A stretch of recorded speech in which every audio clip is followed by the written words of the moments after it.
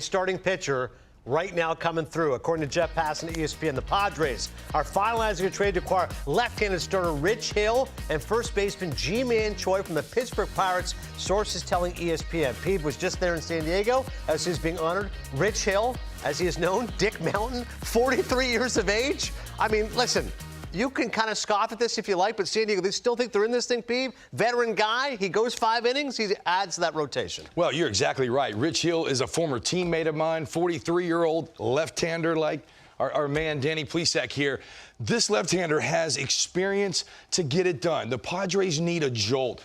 These two guys, Choi, don't laugh at that name. Everybody who has ever played with Choi thinks he's a great guy. He's a good energy, good positive vibe guy. Both of these guys are going to help on the field and in big ways off the field. San Diego Padres have an incredibly talented team. When you walk through that clubhouse, Dan, and look around, it's intimidating for somebody like me who played there to walk through and see superstar after superstar. They need to gel and come together as a team. All the analytics in the peripheral say this team's way better than they are. They need that chemistry and vibe. It was alive and well this past weekend. It's going to get better, and these guys are in. Yeah, when you look at the Padres, it just doesn't make any sense, because normally when you look at a good team or a bad team, the first thing that jumps out at you is starting pitching. You can usually point your finger at why a team is having a bad year, not enough depth in the starting rotation, down years.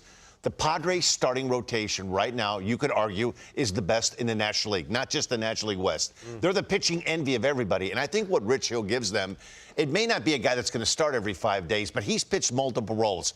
Early in his career, he was with the Cubs. He pitched in the bullpen a little bit. He's a guy that you can maybe piggyback off of. You could bring him in the 4th or 5th inning and get some length out of him if you wanted to use him that role in the bullpen. So I think the Padres, listen, they put all their chips in the winter, and so I don't think right now they have to go for this. They're 5 games back. It wouldn't surprise. They're 15-10 in the month heading into like the last 25 games. Right. So they're playing good baseball right now. And I would surprise any of the three of us if they went on a 20-game run and went 17-3. You wouldn't go, hey, how'd they do that? You'd be like, well, that's kind of what we expected them to do. Yeah. I do know this. If they get in, they're the last team anybody wants to play. That's exactly right. I'm just adding, and I'll shut up after this. These two guys are as much for the clubhouse and that chemistry as they are for on the field. I can't explain to you how beloved both of these players are in the league. They're going to add to that clubhouse. San Diego's got the players, like you said, to win the World Series. Nobody wants that team to get in and face Musgrove, Darvish, Snell,